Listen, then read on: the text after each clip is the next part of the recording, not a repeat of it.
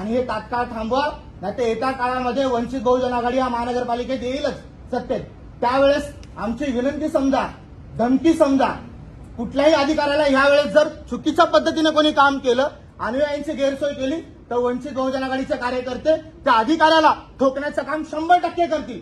तुम्हाला काय गुन्हा दाखल करायचा, काय कारवाई करायची ते करून घ्या तुम्ही. आणि मागच्या 5 ते 6 वर्षापासून आदरणीय बाळासाहेब आंबेडकर यांच्या नेतृत्वाखाली आम्ही हजारोंचे कार्यकर्ते स्वयंसेवक म्हणून त्या ठिकाणी काम करतो. आणि ह्या ठिकाणी अनेक लोकांनी मुद्दे उपस्थित केले शौचालयाचे, परंतु शौचालयाची दुरवस्था कशा पद्धतीने ते मी तुम्हाला सविस्तर सांगू इच्छितो. आपण जे शौचालय सांगता की आम्ही पुरवतो म्हणून, ही जी माहिती तुम्ही इथं लोकांसमोर मांडता किंवा लोकांना जे पुस्तक तुम्ही देता त्याच्यात पूर्णपणे खोटी माहिती असते. सगळ्यात महत्वाचं म्हणजे तुम्ही त्या ठिकाणी सांगता आम्ही 380 नळ बसवले, परंतु प्रत्यक्षात आमच्याकडे व्हिडिओ आहेत तुमच्या अधिकाऱ्यांचे. त्या ठिकाणी पाहणी केल्यानंतर फक्त 120 ते 125 नळ त्या ठिकाणी मिळाले.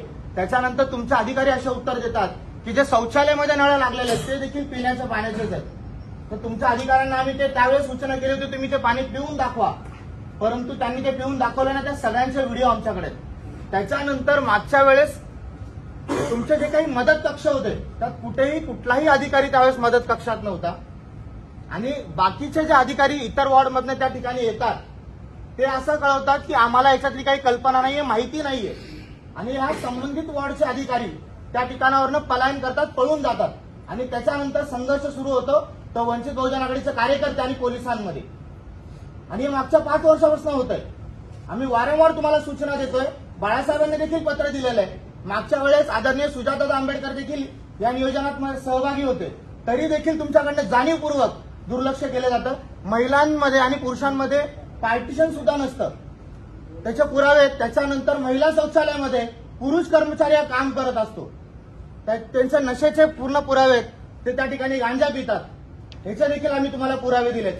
आणि जे लास्ट टाइमला पिंक टॉयलेट म्हणून एका संस्थेने पिंक टॉयलेट शिवाजी पार्कमध्ये उभं केलं होतं, ते जाणीवपूर्वक आम्हाला असं वाटतं की आमचा अपमान करण्यासाठी त्या ठिकाणी ते उभं केलं होतं. त्यांचं असं म्हणणं होतं हे पिंक टॉयलेट फक्त कर्मचाऱ्यांसाठी आहे. त्याच्यानंतर वादविवाद झाला आणि ते पिंक टॉयलेट नंतर त्यांनी ओपन केले. आणि ह्या महानगरपालिकेच्या सभागृहामध्येच जवळपास 10 आरोल असतील आता जर आपण शोधले तर.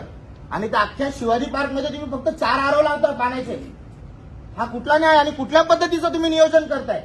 आणि पेपरवरती एक दाखवताय, पुस्तकामध्ये एक छापताय, शौचालय तुम्ही 380 दाखवताय आणि प्रत्यक्षात ते नसतातच. आणि या सगळ्या सुविधा पुरवण्यासाठी तुम्हाला 6 डिसेंबरची सकाळी उठून जाते. तुमच्याकडे साधे तिकडे स्टिकर लावायला माणसं नसतात. पुरुषांचे स्टिकर लावायला आणि महिलांचे स्टिकर लावायला एक माणूस तुमच्याकडे नसतो. रात्रभर आम्ही तुमच्याशी वाद घालायचा, विवाद करायचा. त्याच्यानंतर तुमचा एक कर्मचारी येईल, तिथं पाणी नसतं, लाईट नसते, म्हणजे आम्ही वारंवार तुमच्यासोबत वाद करायचा का. आणि तुम्ही जे जेवणाची व्यवस्था केली आहे ते जेवणाचं अन्न आमच्याकडे व्हिडिओ आहे त्याचे, तर फक्त पांढरा आणि पिवळा भात तुम्ही देताय.